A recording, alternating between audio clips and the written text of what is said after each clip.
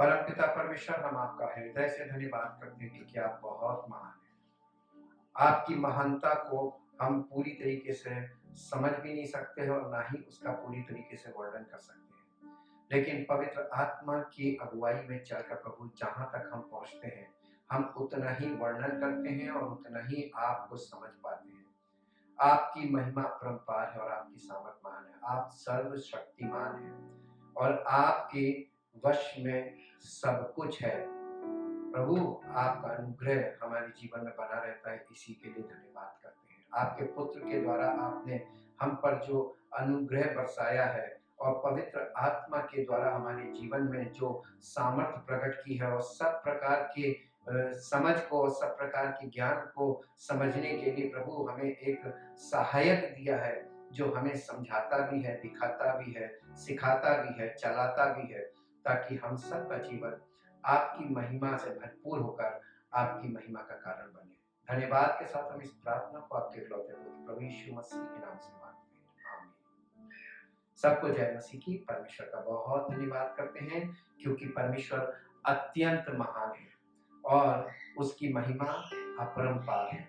हम परमेश्वर के वचन से आज एक बहुत महत्वपूर्ण विषय आपके साथ बांटना चाहते हैं और वो आपको और हमको हमारी आत्मिक जीवन में आत्मिक उन्नति के लिए काम करे, ऐसा हम चाहते हैं क्योंकि हमारे जीवन में इन बातों ने ऐसा प्रभाव पैदा किया कि हमारा जीवन मसीह में जड़ तो पकड़ा, लेकिन साथ में आत्मा के फलों को भी उत्पन्न करने वाला बन सका है। ये वो बातें हैं जो पवित्र आत्मा की अगुवाई में चलकर और पवित्र आत्मा की अगुवाई में चलने के द्वारा और उसके सिखाए जाने के द्वारा हमारे जीवन में हमें प्राप्त होती हैं। आज मैं आपके साथ जिस विषय पर बात करना चाहता हूँ वो है there are 3 types of people in the spiritual life. आत्मिक तौर पर 3 प्रकार के मनुष्य पाए जाते हैं पौलुस के अनुसार, अकॉर्डिंग टू पॉल। पौलुस ने हमें पत्रियों में जो बातें लिख कर समझाई हैं, ये कलीसिया की उन्नति की बातें हैं जो हमारे जीवन में तब समझ में आती है जब हम पवित्र आत्मा की अगुवाई में इन बातों को पढ़ते और समझते हैं। सबसे पहला प्रकार का जो मनुष्य है या पहले प्रकार का जो व्यक्ति है उसको कहते हैं द कॉर्प्स मैन या नेचुरल मैन, जिसे ग्रीक में सूचिकोस मैन कहते हैं। सूचिकोस मैन ये पहला कुरिन्थियों 2 अध्याय उसके 14 पद में जो बात लिखी है ये उसी प्रकार के मनुष्य के बारे में लिखा है।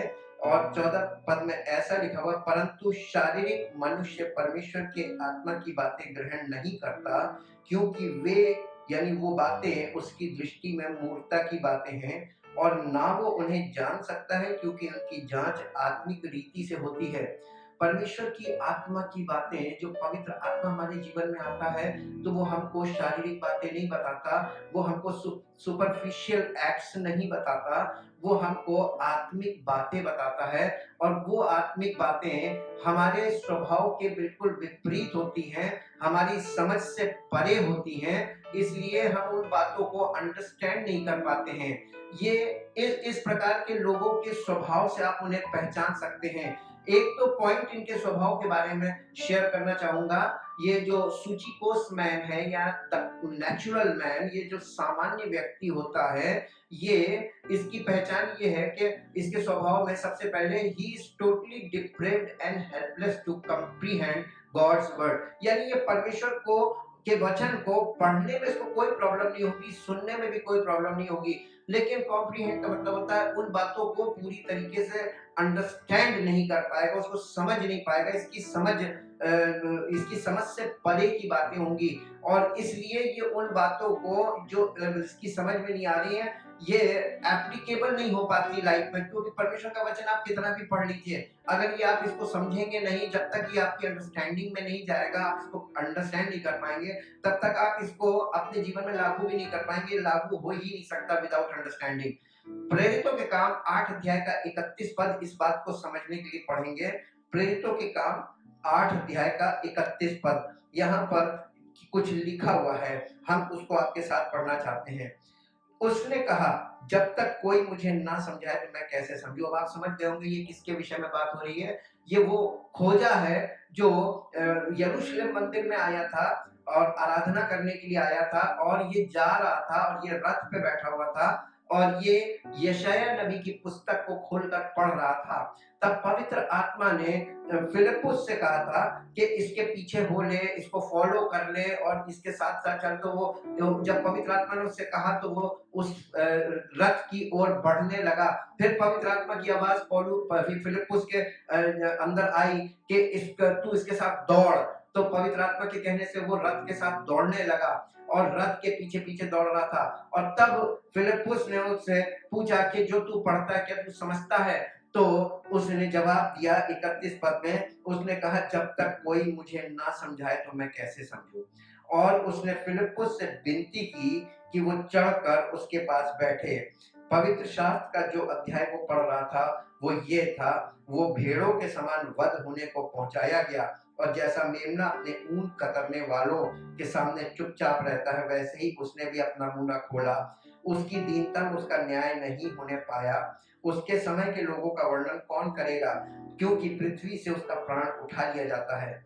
ये बात वो यशायाह नबी की पुस्तक में पढ़ रहा था। इसका रेफरेंस यहाँ पर दिया हुआ है, आप देखिएगा जाके यशायाह में ये लिखा हुआ है। और वो इसी पुस्तक से, और यशायाह नबी की पुस्तक से इसी विषय को पढ़ रहा था जो कि यीशु मसीह के विषय में लिखा हुआ है, उसके क्रूसिफिक्शन के विषय में, उसके दुख उठाने, प्राण देने के विषय में लिखा हुआ है, पापों के लिए, समस्त मानव जाति के लिए।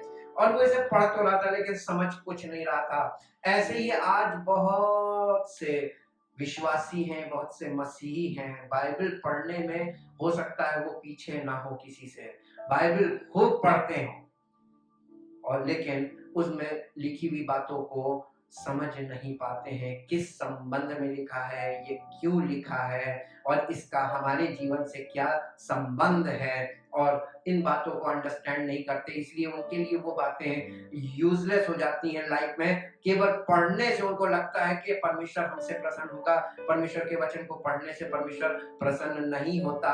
जब तक कि आप उसको अपने जीवन में एप्लीकेबल नहीं करते, जब तक आप उसको अपने जीवन में लागू नहीं करते, उसके अनुसार चलते नहीं, तब तक परमेश्वर आपसे प्रसन्न नहीं होता। इसीलिए तो पवित्र आत्मा दिया गया है। दूसरा पॉइंट है कि इस प्रकार के लोग परमेश्वर के वचन को एक समय के बाद उनके लिए ये सेंसलेस हो जाता है। प्रेरितों के काम 17 अध्याय में चलकर देखेंगे। प्रेरितों के काम 17 अध्याय का 18 पद, 17 अध्याय का 18 पद यहाँ पर इस प्रकार से लिखा हुआ है। 18 पद में लिखा हुआ है, तब इपिकूरी और स्तोइकी दार्शनिकों में से कुछ उससे तर्क करने लगे पौलुस से, और कुछ ने कहा ये बकवादी क्या कहना चाहता है, परंतु दूसरों ने कहा वो अन्य देवताओं का प्रचारक मालूम पड़ता है, क्योंकि वो यीशु का और पुनरुत्थान का सुसमाचार सुनाता था। तब वे उसे अपने साथ अरियुपगुस पर ले गए और पूछा, क्या हम जान सकते हैं कि ये नया मत जो तू सुनाता है क्या है, क्योंकि तू अनोखी बातें हमें सुनाता है, इसलिए हम जानना चाहते हैं कि इनका अर्थ क्या है।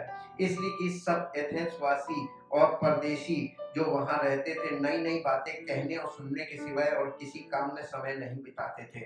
पौलुस जब सुसमाचार सुनाता हुआ एथेंस शहर में गया तो वहां पर लोग इसी प्रकार की, ये नेचुरल मैन है, ये कॉप्स मैन इसको बोलता है, सूचिकोस मैन, यानी आप इस तरीके से ले सकते हैं। अगर आपको समझना है, आप कलीसिया में जाते हैं, आप बहुत समय से परमेश्वर के वचनों से वाकिफ हैं, आप में और जो कलीसिया में नहीं जाता, बाहर वाला संसार के लोग, ये वो संसार के लोगों के समान हैं जिनको परमेश्वर के वचन की बिल्कुल भी समझ नहीं होती है। उनके लिए ये सब बातें मूर्खता की बातें होती हैं। कभी कदार वो अगर किसी के साथ वचन सुन भी लेते हैं, किसी के साथ चले जाते हैं, थोड़ी देर सुन लेते हैं, उनके लिए ये सब मूर्खता की बातें, वो इसको अंडरस्टैंड नहीं कर पाते हैं। और इसी 17 अध्याय के 32 पद को देखेंगे। 32 पद में लिखा है, मरे हुओं के पुनरुत्थान की बात सुनकर कुछ तो ठट्ठा करने लगे और कुछ ने कहा ये बात हम तुझसे फिर कभी सुनेंगे। यानी जब आप मसीह का सुसमाचार सुनाते हैं कि वो मुर्दों में से जी उठा, आज भी संसार में जो बाहर के लोग हैं, जो कलीसिया में नहीं जुड़े होते हैं, जो कलीसियाओं में जाते भी नहीं, कभी कभी गए ही नहीं, ऐसे लोग जब सुसमाचार सुनते हैं तो वो ठट्टा करने लगते हैं, वो हंसी मजाक करने लगते हैं कि ये पॉसिबल नहीं है और ये कैसे हो गया, ये क्या बातें ये लोग करते हैं। इसी प्रेरितों के काम के 26 अध्याय में चलेंगे और 26 अध्याय का 24 पद पढ़ेंगे। 26 अध्याय का 24 पद यहाँ पर इस प्रकार से लिखा हुआ है, जब वो इस रीति से उत्तर दे रहा था तो फेस्तुस ने ऊंचे शब्द से कहा, हे पौलुस तू पागल है, बहुत विद्या ने तुझे पागल कर दिया है। परंतु पौलुस ने कहा, हे महामहिम फेस्तुस, मैं पागल नहीं परंतु सच्चाई और बुद्धि की बातें कहता हूँ। जब हम परमेश्वर की सच्चाई को लोगों को बताते हैं, सुसमाचार सुनाते हैं, जो सत्य का सुसमाचार है, तो वो लोग सुनते हैं। और जो लोग इस सुसमाचार से सही तरीके से वाकिफ नहीं होते हैं, जिनको ये बातें, जिनके लिए ये बातें मूर्खता की बातें होती है, वो कहते हैं कि ये बहुत एजुकेटेड लग रहा है, ये बहुत ज्यादा यानी ज्ञानी लग रहा है, इसके पास ज्ञान की बहुत वो है, भरमार है, लेकिन जो ये बातें कर रहा है वो हमारी समझ में नहीं आ रही, उनके समझ से बिल्कुल परे ऊपर से निकल जाने वाली बात है। ये इसी प्रकार, ये वही प्रकार के लोग हैं जिन्हें हम सूचिकोस, ग्रीक में सूचिकोस मैन कहते हैं, और ये कॉर्प्स मैन भी कहलाते हैं, यानी नेचुरल मैन। ये नेचुरल मैन, हमारा आपसे एक सवाल है, क्या नेचुरल मैन को सुसमाचार नहीं सुनाना चाहिए, केवल कलीसिया में लोगों को सुनाना चाहिए? जी नहीं। यीशु मसीह ने अपने चेलों से कहा कि तुम सारी जाति के लोगों को चेला बनाओ और उन्हें जाकर सुसमाचार सुनाओ। पहले सुसमाचार सुनाओ और जो ग्रहण करे वो तुम्हारे साथ मसीह की आत्मा में फॉलो, तो परमेश्वर की यानी यीशु मसीह की आत्मा के द्वारा चलो, उसको फॉलो करो और वो लोग तुम्हारे साथ उस आत्मा को फॉलो करें।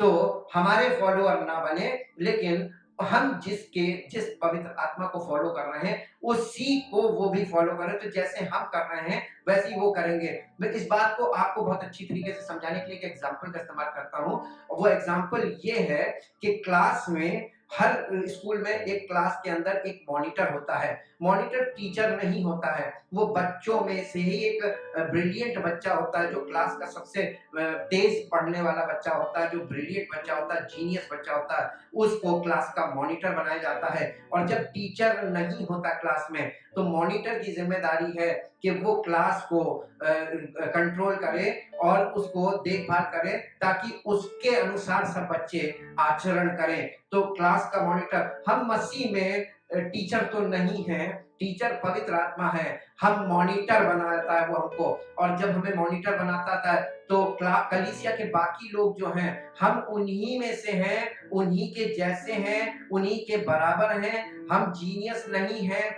लेकिन पवित्र आत्मा की बातें हमें अगर समझ में आ रही और हम उस पर चल रहे हैं तो हम मॉनिटर जरूर कहलाएंगे। और वो लोग भी हमारे साथ हमको फॉलो करते हैं और हम सब मिलकर टीचर को यानी पवित्र आत्मा को फॉलो करते हैं, उसके अनुसार करते हैं। तो पूरी क्लास एक व्यक्ति के समान दिखाई देती है और उसमें सब अलग अलग ग्रुप से नहीं दिखते हैं, अलग अलग बातें नहीं दिखाई देती हैं। और यही तो परमेश्वर की योजना थी कलीसिया स्थापित करने की। इसी के तीसरे पॉइंट में चलेंगे।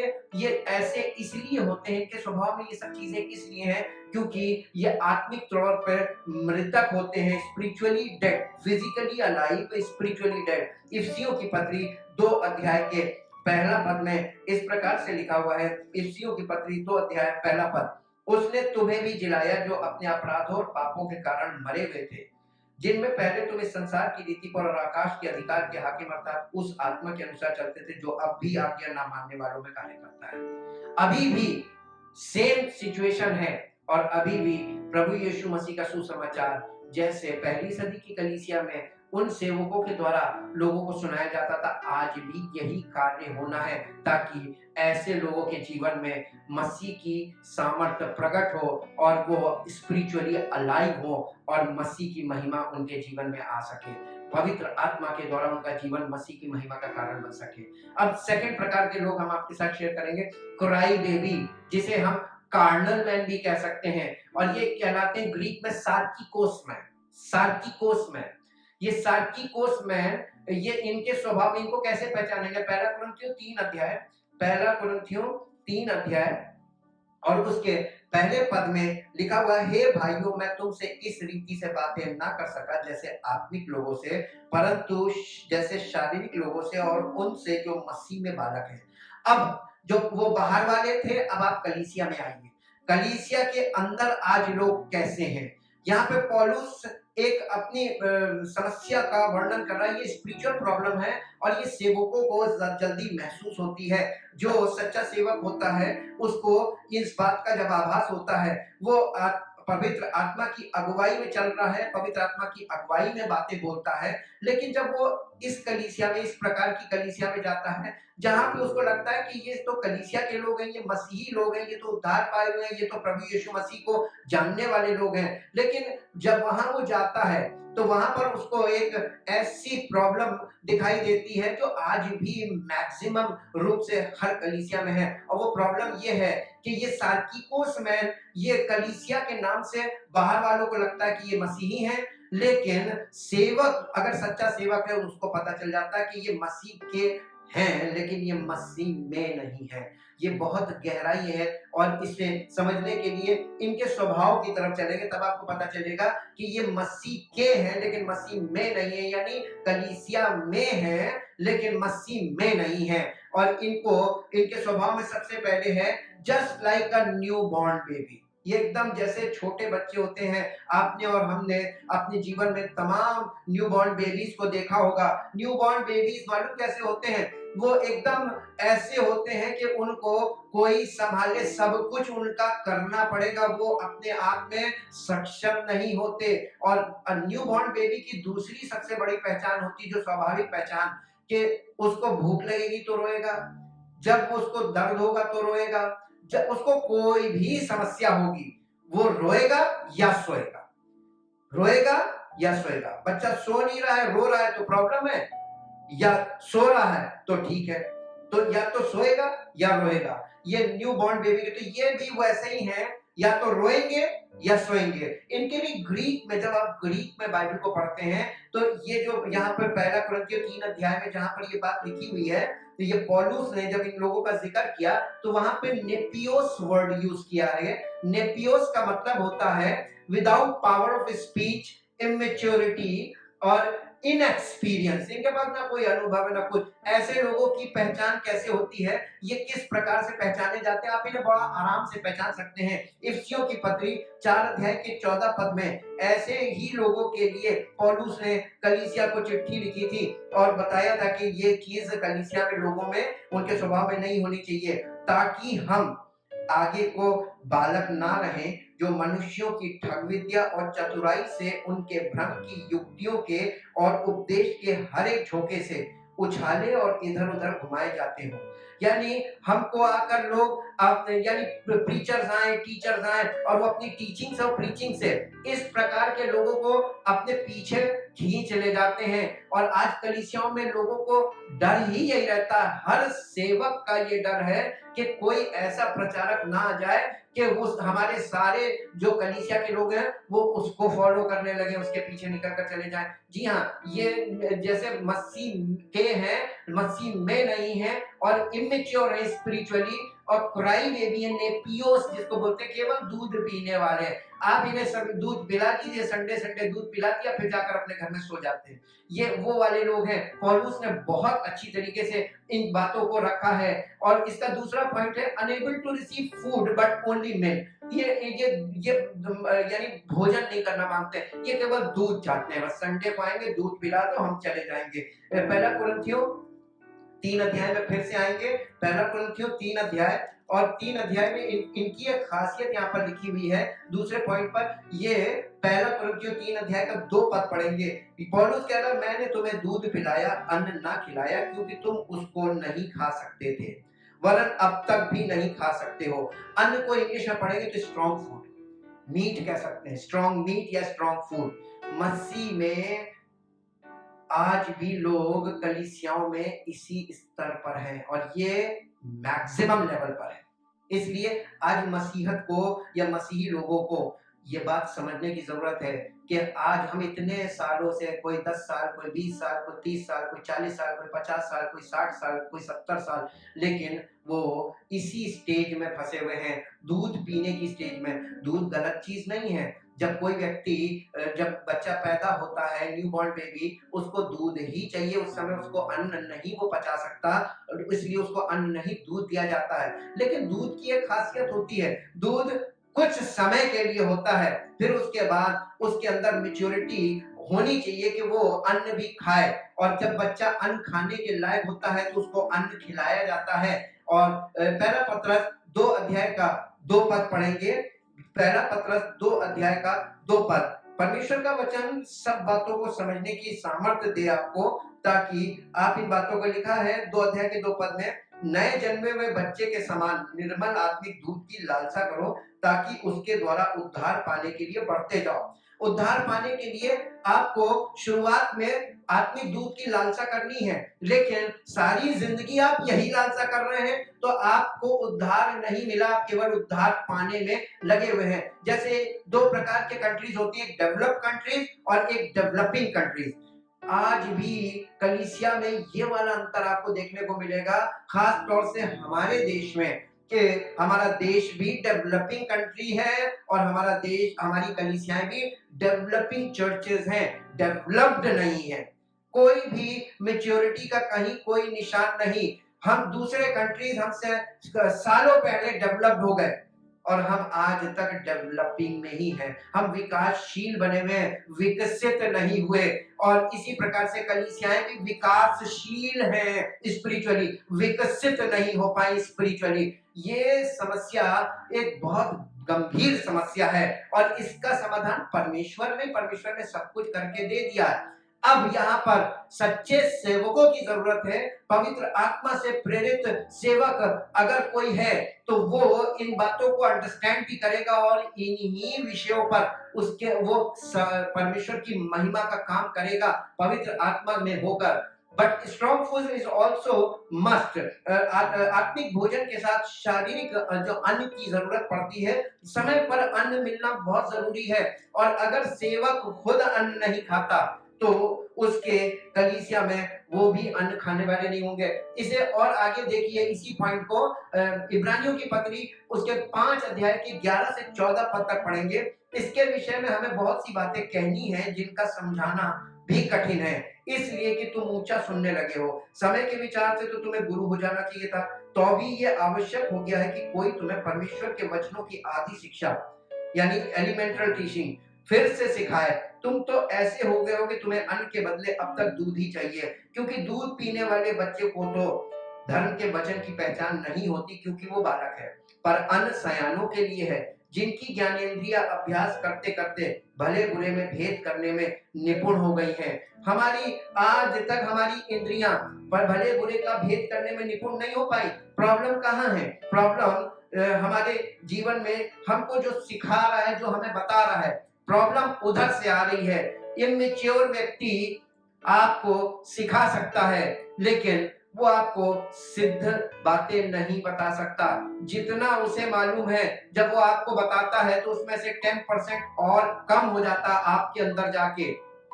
और इसलिए जब कोई चीज हमारे अंदर से निकलती है तो वो 100% पूरी नहीं होती है। जो निकलती है वो उसमें से कुछ चीजें माइनस हो जाती है। जब वो आपके अंदर जाती हैं तो आपके अंदर पूरी तरीके से सच्चाई नहीं जा रही है और आप पूरी तरीके से सच्चाई से वाकिफ नहीं हो पा रहे हैं। इसी के साथ पहला कुरिन्थियों 13 अध्याय के 11 पद में इस प्रकार से लिखा हुआ, जब मैं बालक था तो मैं बालकों के समान बोलता था, बालकों का सा मन था, बालकों की सी समझ थी, परंतु जब सयाना हो गया तो बालकों की बातें छोड़ दी।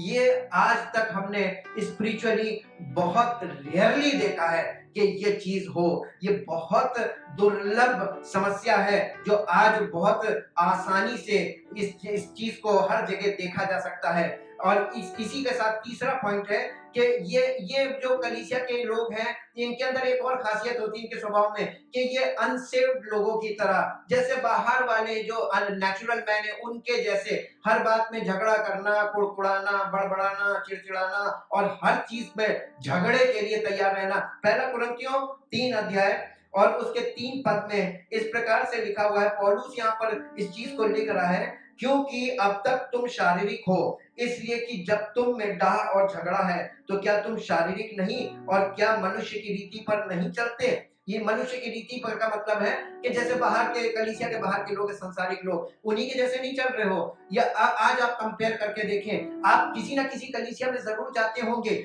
आप कलीसिया में कितने सालों से हैं, आप कितने सालों से परमेश्वर की वचन को सुन रहे हैं, आपने क्या सुना, क्या समझा, उसका जीवन में आपके क्या प्रभाव हुआ और आपके जीवन में उसके द्वारा क्या परिवर्तन आया। और आपके पड़ोस में जो बाहर का व्यक्ति जो कलीसिया में नहीं जाता, उसको देखिए, उसके आचरण को देखिए, उसकी उस सोच को देखिए, उसके व्यवहार को देखिए, आपको पता चल जाएगा कि उसमें और हम में कोई अंतर नहीं, क्योंकि जैसा वो कर रहा है वैसे ही हम कर रहे हैं। और हम केवल इतना है कि हम संडे को चर्च जाते हैं और इस बात को लेकर हमें घमंड है कि हम चर्च में जाते हैं, लेकिन वहां से हमारे जीवन में कोई परिवर्तन नहीं होता। और तभी तो लोग देखते हैं कि ये तो जाता है तो इसके जीवन में कोई परिवर्तन नहीं, हम नहीं जाते तो भी हमारे जीवन में नहीं, तो हम इसके जाने से क्या फायदा। या आप किसी से कहिए मेरे साथ चलो, तो कहेगा हमें क्या फायदा, जब तुम्हें परिवर्तन तुम्हारे अंदर नहीं दिख रहा तो वहां जाने से हमें क्या फायदा होगा।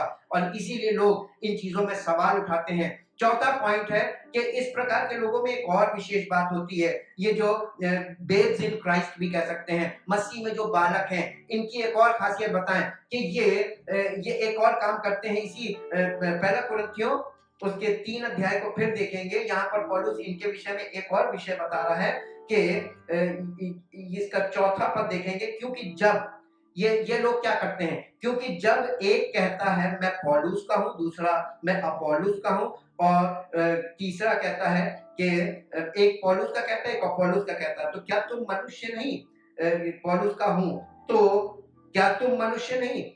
जब इस प्रकार के लोग कलीसिया में आज आपको आसानी से मिलेंगे। पौलुस कौन था मालूम है, सीनियर पास्टर कह लीजिए, और अपोल्लोस कौन था, असिस्टेंट पास्टर। लेकिन उस कलीसिया में 2 पार्ट हो गए, कुछ लोग पौलुस को बहुत अच्छा मानते थे, कुछ अपोल्लोस को, यानी कुछ पौलुस के फॉलोअर बन गए, कुछ अपोल्लोस के फॉलोअर बन गए। लेकिन ये दोनों तो मसीह के सेवक थे और ये दोनों मसीह की महिमा के लिए चुने गए थे। पवित्र आत्मा इनको इनके द्वारा मसीह की बातें उन तक पहुंचा रहा था। प्रॉब्लम सेवक में नहीं थी, प्रॉब्लम सामने वाले लोगों में थी, और उन लोगों में जो विश्वास कर रहे थे उनके अंदर प्रॉब्लम ये हुई कि उनके अंदर इमेच्योरिटी के कारण वो सेवकों को लेकर आपस में ये कंपेयर करने लगे। सेवक आज भी बहुत से लोग सेवकों को कंपेयर करते हैं, मेरा पास्टर तेरा पास्टर, मेरा चर्च तेरा चर्च, मेरे पास्टर की सेवा तेरे पास्टर, मेरे पास्टर का प्रचार तेरे पास्टर का प्रचार, मेरे पास्टर की प्रार्थना तेरे पास्टर की प्रार्थना। ये सेवकों को कंपेयर कर रहे हैं, बजाय इसके कि इनको परमेश्वर के वचन की सच्चाई को कंपेयर करना चाहिए था। आज 2 पद को मैं कंपेयर करके आपको दिखाऊंगा। पहला कुरिन्थियों 2 अध्याय का 13 पद पहले पढ़ेंगे।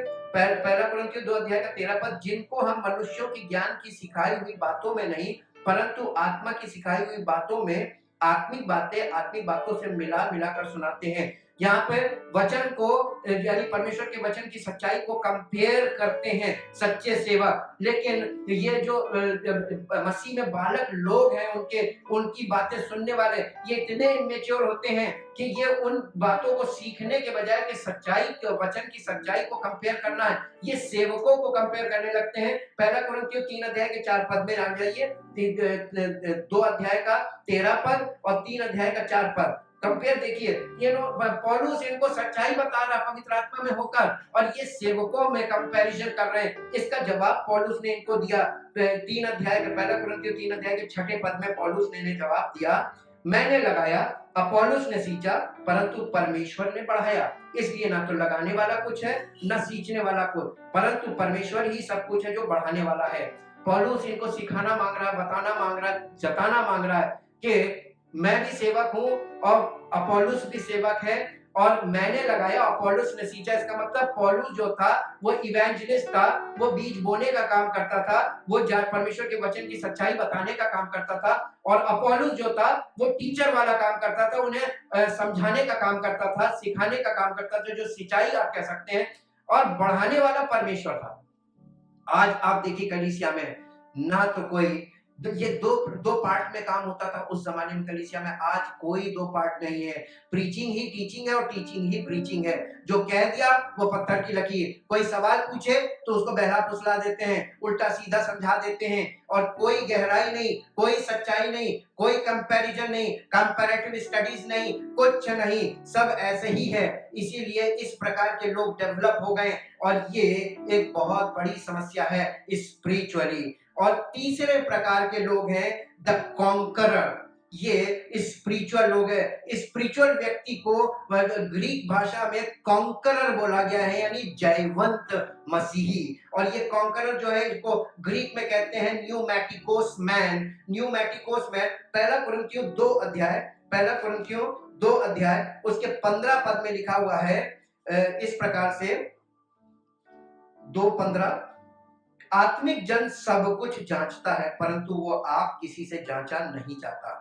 ये हिंदी में 2 लाइन में लिखा हुआ है। मैं आपको इसको एम्प्लीफाइड इंग्लिश वर्जन में पढ़ के सुनाऊंगा ताकि आपको पता चले कि ये 2 लाइन आपको कभी नहीं समझ में आएगी जब तक इसको आप खोल के नहीं देखेंगे कि इसमें ऐसी क्या चीज है आत्मिक व्यक्ति में। 2 अध्याय के 15 पद में एम्प्लीफाइड इंग्लिश वर्जन में लिखा हुआ है, but the spiritual man tries all things.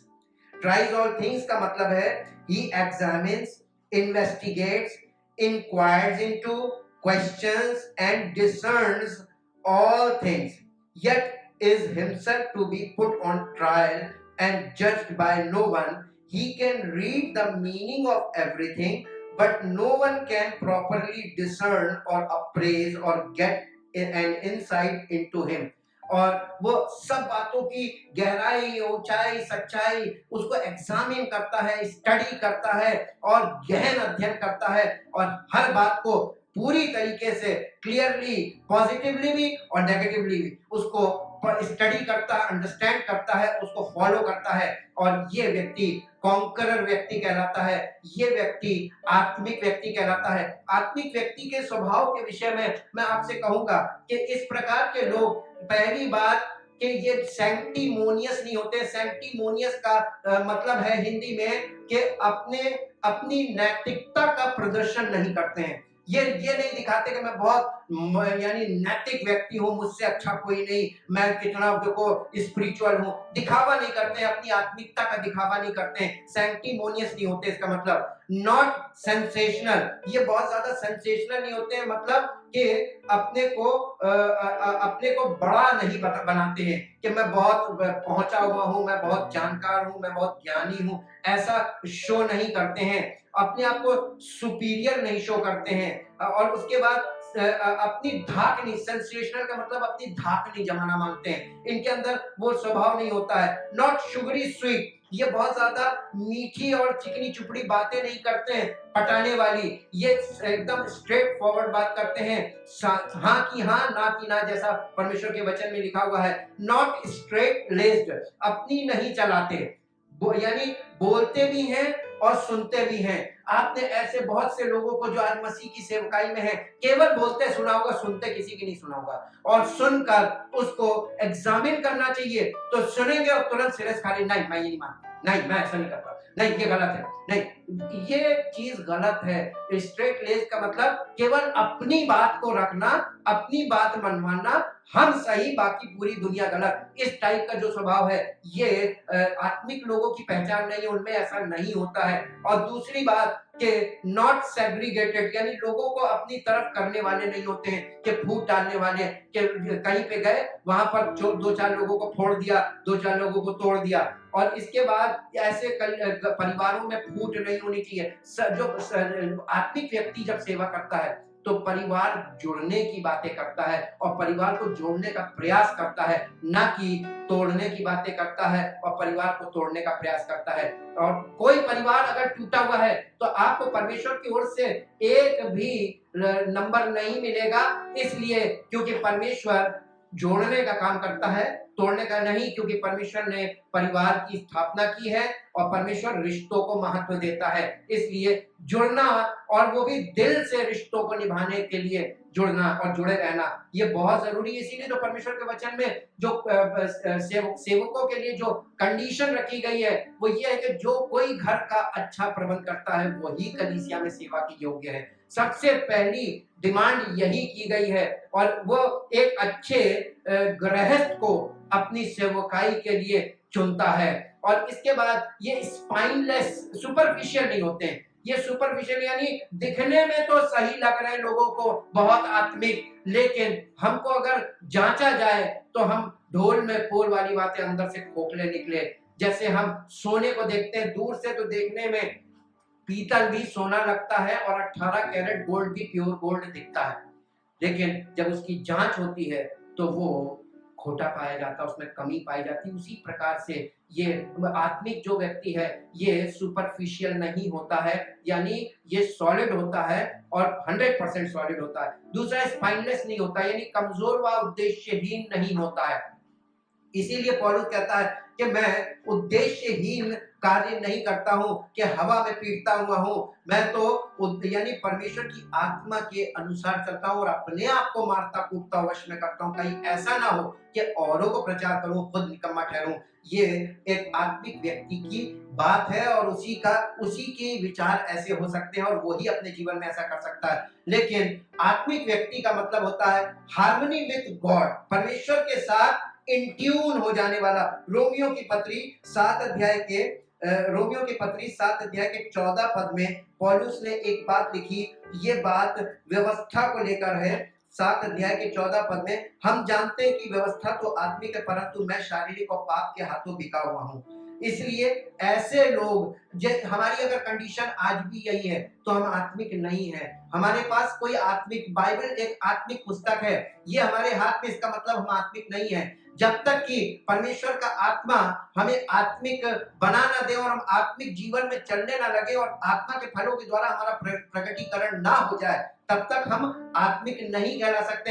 Harmony with God ये छिपाने वाली या बताने वाली चीज नहीं है, दिखाने वाली चीज नहीं है, ये तो प्रकट होने वाली चीज है। और परमेश्वर की आत्मा हमें प्रकट करती है कि हम आत्मिक हैं और वो आत्मा के फलों के द्वारा ही संभव है। इसलिए जो स्पिरिचुअल मैन का मतलब होता है हार्मनी विद गॉड, और उसके साथ साथ is controlled and motivated by the Holi spirit, यानी परमेश्वर की आत्मा के वश में और उसी से प्रेरित होकर जीने वाला, चलने वाला, बोलने वाला व्यक्ति, वो वही आत्मिक व्यक्ति होता है। इसके लिए 1 कुरिन्थियों 15 अध्याय का 46 पद पढ़ेंगे। 1 कुरिन्थियों 15 अध्याय का 46 पद, और यहाँ पर पौलुस ने कलीसिया को चिट्ठी लिखी और एक जानकारी दी। ऐसा ही लिखा भी है कि प्रथम मनुष्य अर्थात आदम जीवित प्राणी बना और अंतिम आदम जीवनदायक आत्मा, यानी जीवन देने वाली आत्मा, आत्मिक जीवन देने वाली आत्मा, पवित्र आत्मा के लिए बोला गया है, वो यीशु मसीह है। और इसके बाद गलातियों की पत्री 5 अध्याय के 16 पद में और 25 पद में ऐसे लिखा हुआ है।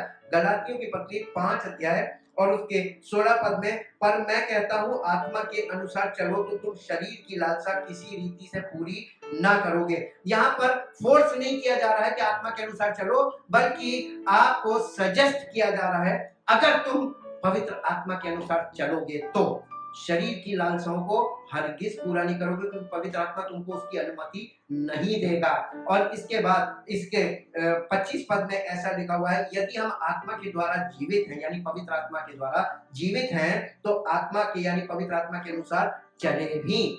अगर हम चल नहीं रहे, जीवित हैं लेकिन चल नहीं रहे, तो हम आत्मिक नहीं है। हम आत्मा को दुखी कर रहे हैं, शोकित कर रहे हैं, खेदित कर रहे हैं, और ये बहुत भयानक सिन है, ये बहुत भयानक पाप है, या पाप कह लीजिए या अपराध कह लीजिए, परमेश्वर मसीह के विरोध में अपराध कह लीजिए या गलती कह लीजिए, कि ये हमारे जीवन को बहुत नुकसान पहुंचा सकती है। ऐसे आत्मिक व्यक्ति की पहचान देखिए, जब पवित्र आत्मा के अनुसार चलने लगता है और पवित्र आत्मा के अनुसार जीने लगता है, उसके लिए 2 तीमुथियुस 2:15 में पौलुस ने अपने उस सेवक को, जिसको उसने सेवा के लिए तैयार किया था, तीमुथियुस को, उसको चिट्ठी लिखी और उसको एक इंफॉर्मेशन दी। 2 तीमुथियुस 2 अध्याय और उसके 15 पद में इस प्रकार से लिखा है, अपने आप को परमेश्वर का ग्रहण योग्य और ऐसा काम करने वाला ठहराने का प्रयत्न कर जो लज्जित होने ना पाए और जो सत्य के वचन को ठीक रीति से काम में लाता हो। ये सत्य का वचन हमारे हाथ में है,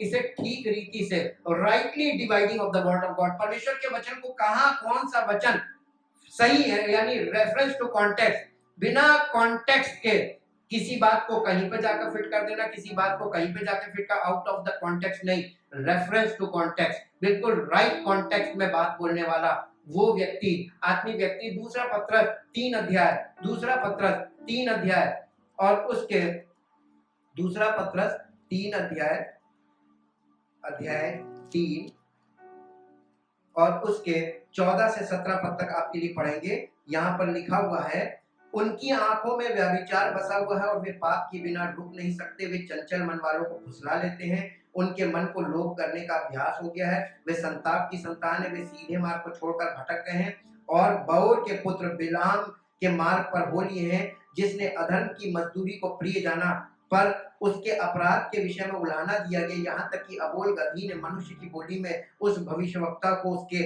अबावलेपन से रोका। ये लोग सूखे कुएं और आंधी के उड़ाए हुए बादल हैं, उनके लिए अनंत अंधकार ठहराया गया है। वे व्यर्थ घमंड की बातें कर करके लुचपन के कामों के द्वारा उन लोगों को शारीरिक अभिलाषाओं में फंसा लेते हैं जो भटके मुंह में से अभी अभी निकल ही रहे हैं। वे उन्हें स्वतंत्र करने की प्रतिज्ञा तो करते हैं पर आप ही सड़ाहट के दास हैं, क्योंकि जो व्यक्ति जिससे हार गया वो उसका दास बन जाता है।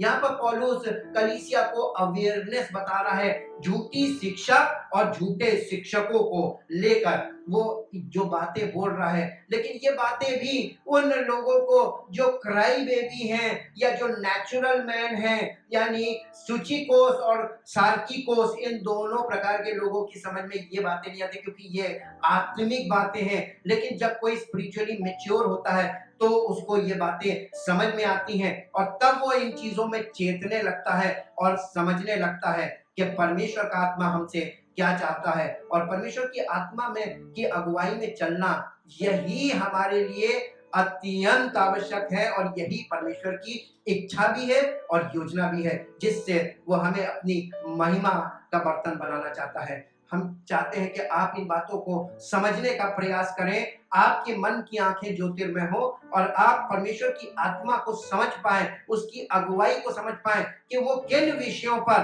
क्या बातें करता है और क्यों ऐसा कहता है।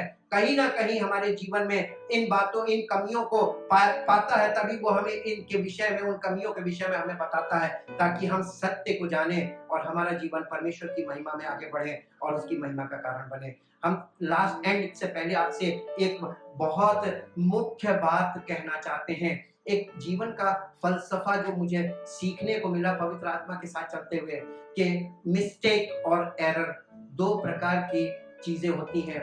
आप डिक्शनरी में जाके अध्ययन कीजिए, और आजकल डिक्शनरी आपको ढूंढने की जरूरत नहीं, गूगल आप सबके पास है, आप गूगल में सर्च कीजिए डिक्शनरीज में जाके।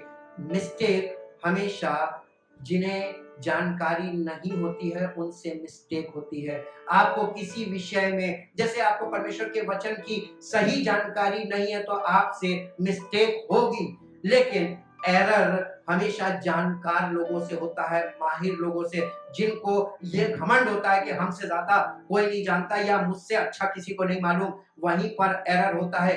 यीशु मसीह ने मिस्टेक्स के बारे में भी बात की है और एरर्स के बारे में भी बात की है। एरर्स कहते हैं त्रुटियों को, मात्रा बदल जाए तो मीनिंग बदल जाता है, ऐसी वाली त्रुटि जो है वो आपको ऐसी जगह ले जाके खड़ा कर सकती है जो, यानी आउट ऑफ ट्रैक ले जाएगी। त्रुटि, गलती अगर हो गई तो काम सफल नहीं होगा, तो वहां तो ब्लॉकेज तुरंत हो जाता है। गलती करते हैं तो जैसे आप सवाल लगा रहे हैं और गलती हो गई तो सवाल कभी हल ही नहीं होगा, आप फंस जाएंगे और आप रुक जाएंगे।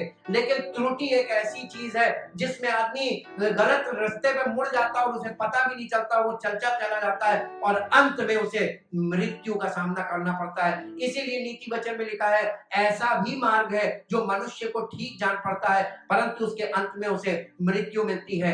जी हाँ, स्पिरिचुअल वे में अगर आप त्रुटि वाले रास्ते पे चले गए, आप एरर एरर हो गई आपसे, एक जरा सी बारीक गलती हो गई तो आप इधर से इधर हो जाएंगे और आपको पता भी नहीं चलेगा। वो तो उस दिन पता चलेगा। यीशु मसीह ने जैसे कहा, उस दिन बहुतेरे मुझसे कहेंगे मैंने तेरे नाम से ये किया वो किया वो किया, और मैं उनसे कह दूंगा मैं तुम्हें नहीं जानता।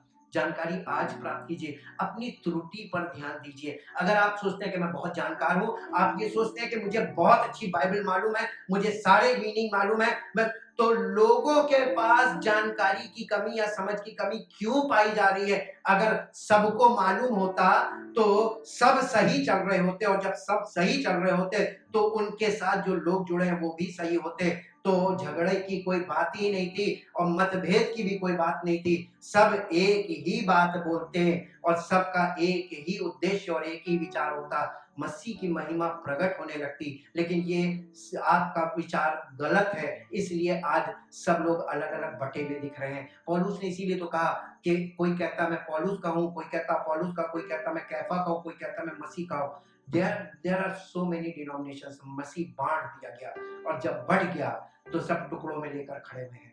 जी हाँ, पवित्र आत्मा हमें मसीह की पूरी कंप्लीट पिक्चर हमारी लाइफ में बनाने आता है। अगर आपको लगता है कि नहीं, यहाँ पर हमें अपने जीवन में जागृत होने की और ध्यान देने की आवश्यकता है, तो प्लीज आज से पवित्र आत्मा की बातों को मन लगाएं, उसके अकॉर्डिंग परमेश्वर के वचन को पढ़े भी, सुने भी, सोचे भी, ताकि आपका जीवन उसकी महिमा का कारण बने। परमेश्वर आपको आशीष दे। पिता परमेश्वर, आपकी महिमा परम्पार है और आपकी सामर्थ महान है। पवित्र आत्मा सबकी जिंदगियों में काम कर रहा है और सबकी जिंदगियों में काम करना चाहता है। लोगों के जीवन में इंटरेस्ट पैदा हो, जागृति आए, ताकि उस पवित्र आत्मा का कार्य उनके जीवन में बढ़े और परमेश्वर की महिमा हो। यीशु मसीह के नाम से मांगते हैं, आमीन। सबको जय मसीह की।